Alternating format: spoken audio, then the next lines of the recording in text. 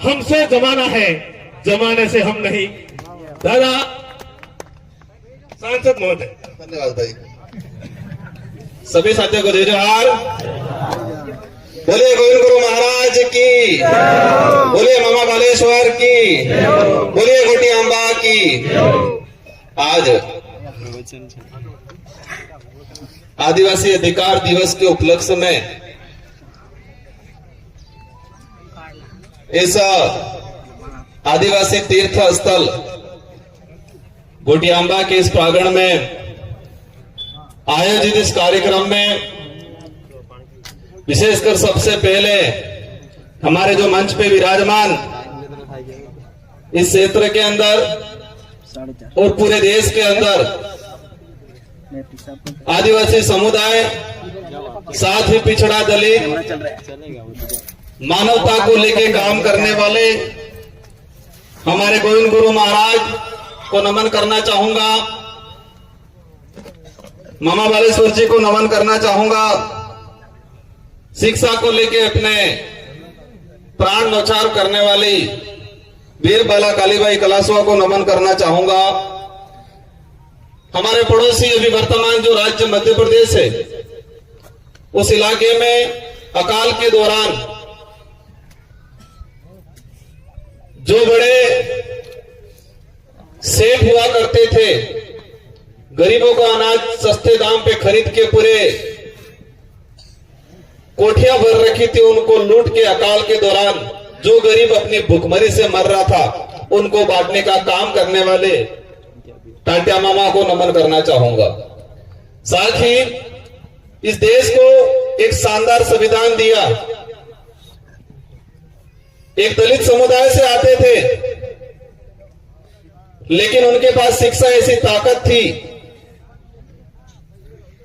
तो अंग्रेजी शासन काल में संविधान निर्माण की समितियां बनी और इसमें मुख्य भूमिका निभाने वाले अंबेडकर जी को नमन, बिरसा मुंडा को नमन, और बांसवाड़ा के नाम से जो चर्चित है बादशाह भील चरपोटा, जिन्होंने बांसवाड़ा को बसाया, उनको नमन करना चाहूंगा। साथियों, आज का जो कार्यक्रम काफी चर्चित रहा। कुछ लोगों ने इस कार्यक्रम को काफी चर्चित बना दिया।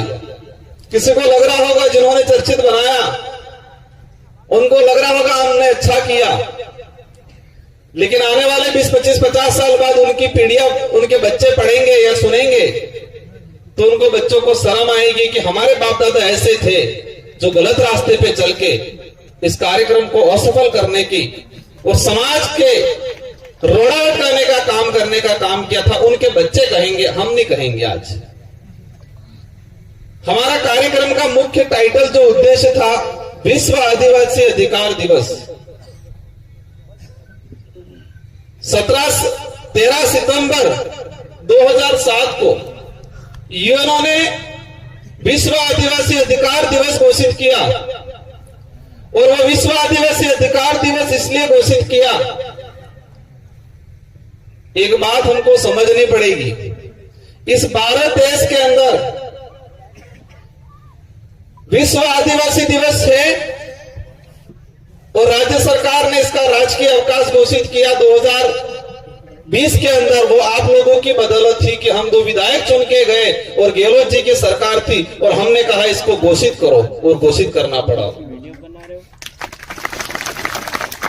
तो इस देश के अंदर विश्व आदिवासी दिवस मनाया जाता है और एक विश्व अधिकार दिवस मनाया जाता है आदिवासियों के लिए। तो इस देश के अंदर हर समाज रहता है, हर धर्म का व्यक्ति रहता है, और इस देश के अंदर हर समाज एक दूसरे समाज को मान सम्मान देता है।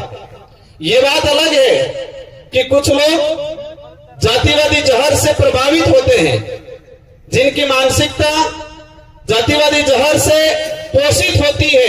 वो लोग जरूर एक इंसान को इंसान नहीं समझ के जातिवादी आधार पर नफरत करते, वो बात अलग है। लेकिन अधिकतर संख्या में इस देश में हर समाज एक दूसरे समाज को सम्मान पूर्वक देखता है। लेकिन कुछ अपवाद जो जातिवादी जहर से प्रभावित होकर उनकी मानसिकता घोषित होने के बाद वो इंसान से नफरत करते हैं। तो इस देश में सिर्फ विश्व आदिवासी दिवस क्यों मनाया जा रहा है और आदिवासी अधिकार दिवस ही क्यों घोषित किया यूनो ने? ब्राह्मण दिवस भी करना चाहिए था, जैन दिवस भी करना चाहिए था, मुस्लिम दिवस भी करना चाहिए था, यूनो को विश्व हिंदू दिवस के नाम से भी घोषणा करना चाहिए था, किसी अन्य धर्म के नाम से भी घोषणा करना चाहिए था, लेकिन किया है क्या?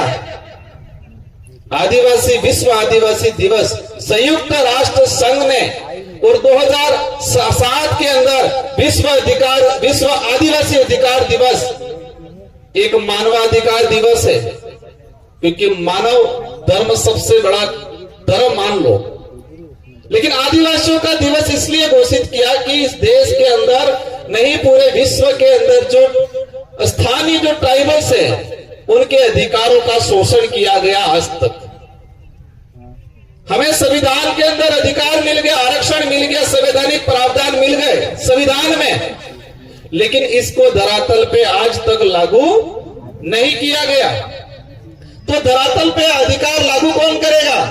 जो विधानसभा लोकसभा में बैठने वाले लोग, सांसद और विधायक, और वर्तमान में या भविष्य में जो भी तत्कालीन सरकार रही होगी बहुमत में, कैबिनेट का अधिकार है कि संविधान में जो प्रावधान है उसको धरातल पे लागू किया जाए,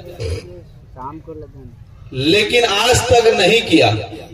मैं इस पांडाल में जो विराजमान सभी साथियों से जानना चाहूंगा, हालांकि ये राजनीतिक मंच नहीं है, नहीं हम राजनीतिक पे चर्चा करना चाहेंगे, लेकिन हमारी समस्या जो पैदा हुई वो कहीं न कहीं इन्हीं कारणों की वजह से हुई। आज तक किसी भी राजनीतिक पार्टी ने क्या विश्व अधिकार दिवस मनाया? विश्व अधिकार दिवस ये दिवस मनाया?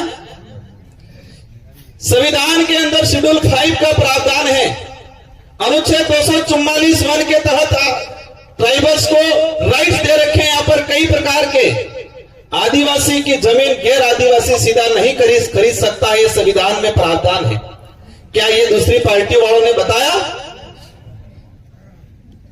इस इलाके के अंदर रिजर्वेशन का प्रावधान प्रायोरिटी आदिवासियों को दिया जाएगा,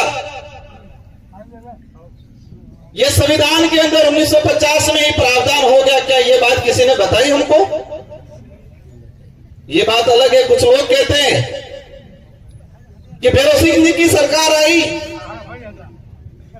और आज हमको यहां पर आरक्षण दिया।